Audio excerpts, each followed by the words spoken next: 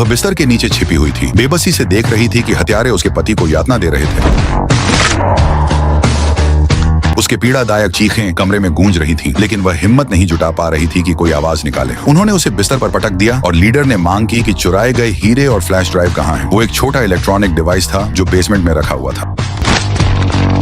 वह कभी top level agent हुआ करती थी। रिटायर होने के बाद वह बैंक लूटने लगी। आज सुबह उन्होंने एक बैंक मैनेजर को अगवा किया, वॉल्ट का कोड क्रैक किया और हीरों से भरी बड़ी लूट लेकर भाग निकले। उसे पता नहीं था कि हीरों के बीच एक फ्लैश ड्राइव छिपी हुई थी। बाद में उसने हीरे अपने पति को सौंप दिए कि वो उन्हें बेच दे, लेकिन जैसे ही रात हुई, हथियारों का एक गिरोह उनके दरवाजे पर धावा बोलकर घुस आया। शुक्र है वह इतनी तेजी से बिस्तर के नीचे छिप गई कि उन्होंने उसे देखा नहीं। उसने दिमाग पर जोर डाला कि कोई फ्लैश ड्राइव याद आए।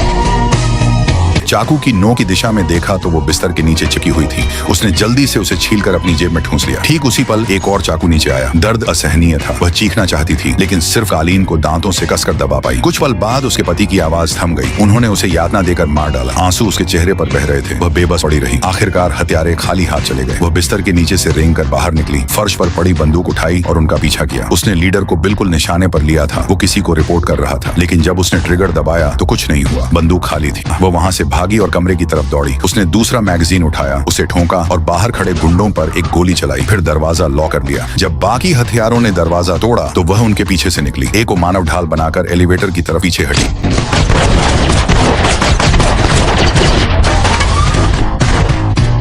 लेकिन नीचे जाने की बजाय उसने स्टेयरवेल लिया और दौड़ पड़ी। लीडर ने उसे देख लिया और अपने आदमियों को उसके पीछे भेज दिया। वह पहले ही यूटिलिटी रूम में पहुंच चुकी थी और उनके आने से ठीक पहले वह वेंटिलेशन शाफ्ट में कूद गई।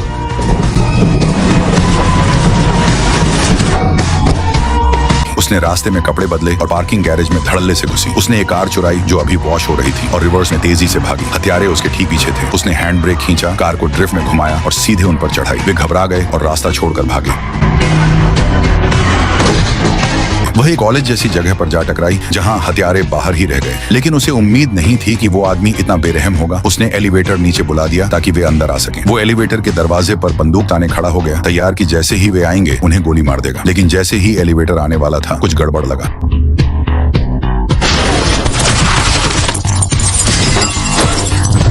हत्यारे अपार्टमेंट में घुसे, बंदूकें ताने हर जगह तलाशी लेने लगे, लेकिन कुछ नहीं मिला। लीडर ने खुली खिड़की देखी और सोचा कि वह भाग चुकी है। उसे पता नहीं था कि वह ठीक उसके सिर के ऊपर थी, लेकिन वह ज्यादा देर नहीं टिक पाती। उसके पैर के घाव से खून टपकने वाला था जो उसे बता देता। सौभाग्य से लीडर को याद आया कि उसका एक और साथी है और वो उसी दिशा में भागा